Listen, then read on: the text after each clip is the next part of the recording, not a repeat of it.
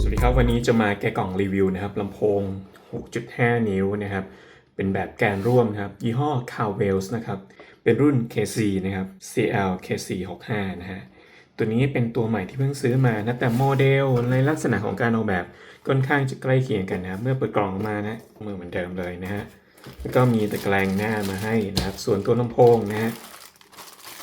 แม่เหล็กไม่ได้ใหญ่นะครับสำหรับลำโพงของยี่ห้อนี้แต่ว่า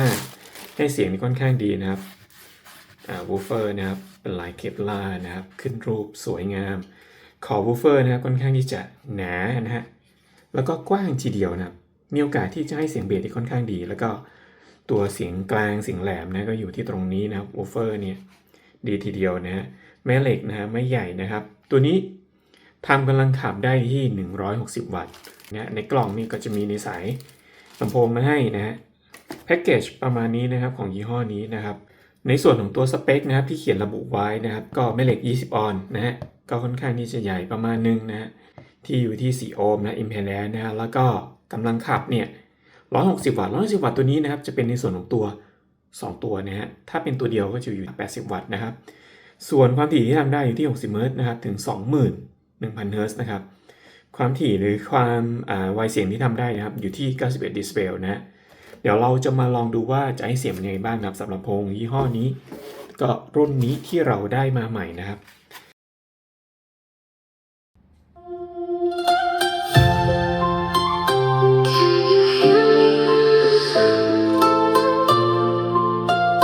Feel the silence breaking down.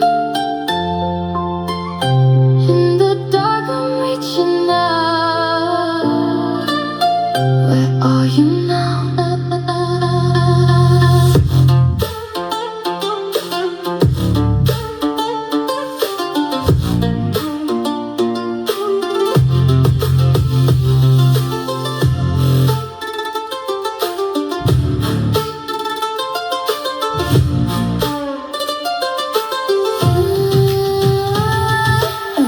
Every beat is pulling me deeper than I wanna be. Your echo runs inside my head like a voice I never let. Feel it coming, feel it up.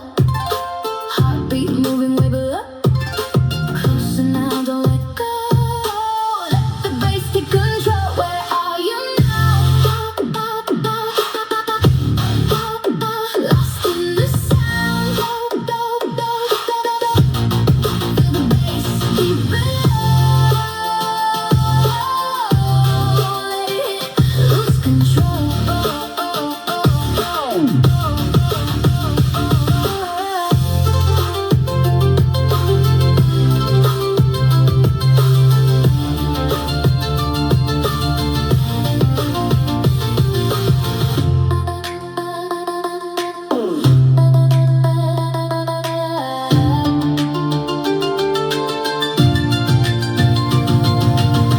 I can feel you in the air.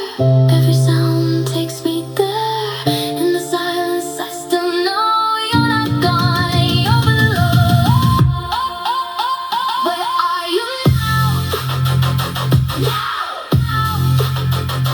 Hear the sound. Feel it shake, feel it grow from the ground down below.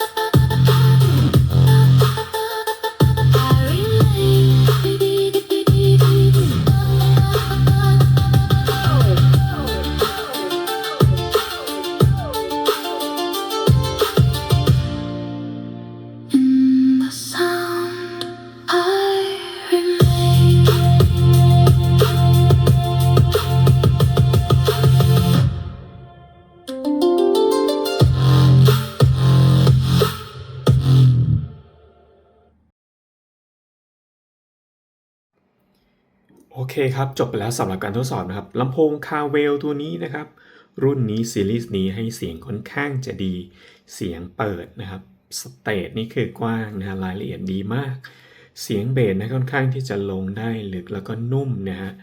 แล้วก็เสียงกลางนะครับมีความชัดเสียงแหลมมีความใสอันนี้ค่อนข้างครบลงตัวนะในราคาที่ค่อนข้างที่เรียกว่าคุ้มเงินมากๆนะฮะสำหรับคาเวลลำโพงรุ่นนี้นะครับไม่ทำให้ผิดหวังจริงๆแม้แม่เหล็กจะไม่ได้ใหญ่นะครับแต่ว่างานดีนะครับเสียงดีอันนี้ดีจริงๆนะครับสำหรับใครที่สนใจสินค้าตัวนี้ครับสามารถกดสั่งซื้อได้ที่ลิงก์ใต้คลิปได้เลยนะเดี๋ยวผมจะแปะลิงก์ไว้นะครับโอเคครับขอบคุณมากนะครับสำหรับการติดตามและการรับชมสวัสดีครับ